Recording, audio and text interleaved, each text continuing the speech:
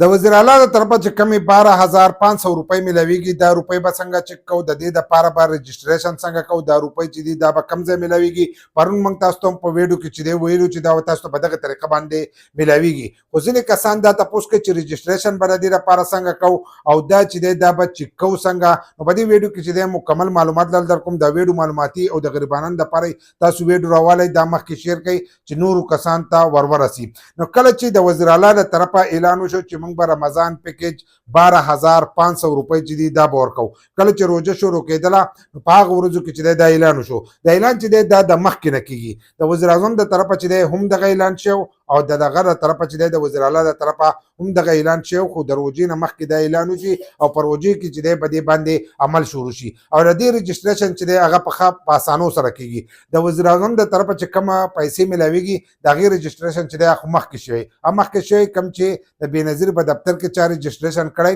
نو د هغه ځای نه هغه ډیټا رالی او په هغه تر باندې چې دی هغه روپۍ ورکړی کېږي یا په 2021 کې چې کوم سروې شو په کور باندې د هغې په تر باندې چې دی دغه ورکړی کېږي ستا د حکومت سره ریکارډ پروت دی نو د هغې په تر باندې د وزیر اعظم هغه روپۍ چې دي هغه ملاویږي خو د وزیر اعلی را چې دی د دې رجسټریشن نو د دې د خو اسانه طریقه وه چې تاسو به خپل نمبر او شناختی کارت نقل چې دی دا به خپل کونسلر چیرمن له چې دی هغه به تاسو ورکوو هغه به دغه راغستل دغه به جمع کول چې دغه به جمع کړل د هغې نه وروسته د هغې انکوایري کېدله چې دا سړی د دې لپاره اهل دی که نه دی چې هغه به اهل و نو هغه ته دا روپۍ میلاوېدلې لکه څنګه چې پروس کال روپۍ میلاو شوي نو دغه شان دغه طریقه چې دا د دې دغه کارډونه به یې راواغستل دا به یې ولېږل د هغې به انکوایري وشوه ځینې کسان وایي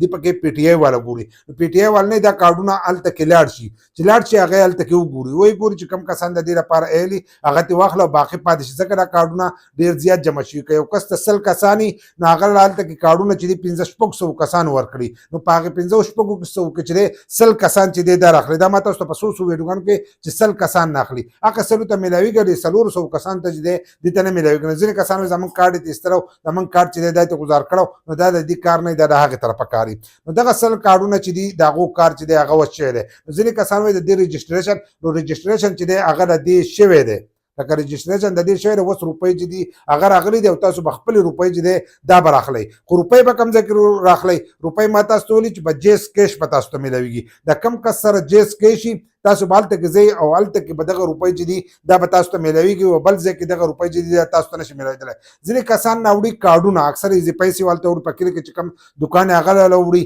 نو هغه سره اکثر جیس کیش نه وي چې هغه سره جیس کیش نه وي نو اکثر هغه له وایي چې زموږ دا روپۍ چې دي دا چک کول غواړي نو روپۍ چې دي دا داسې نه چک کېږي کوم ځای کې چې جیس کیش دوکان تاسو به هغه له وړئ او هغه به یې له هلته کې چک کوي هغه به یې چک کوي ستاسو کارډ چې چک کړي نو تاسو ته به وایي چې ستاسو روپۍ شته یا نشته دا چې دی دا د موبایل په د شناختي کارت په نمبر باندې دا روپۍ راغلي دي نو هغه به تاسو له دغه روپۍ چې دي دا به درکړي په بله طریقه باندې دغه روپۍ نه چک کېږي او د دې رجسټریشن چې دی دا بند دی راتلونکي کال کې چې دی کله رمضان شروع کېږي نو په هغې کې بیا تاسو رجسټریشن کولی شئ چې د رمضان نه مخکې یا د رمضان په اولنو ورځو کې چې دی تاسو کارډ جمع کولی شئ د هغې نه وروسته بیا کارډونه چې دي دا نه جمع کېږي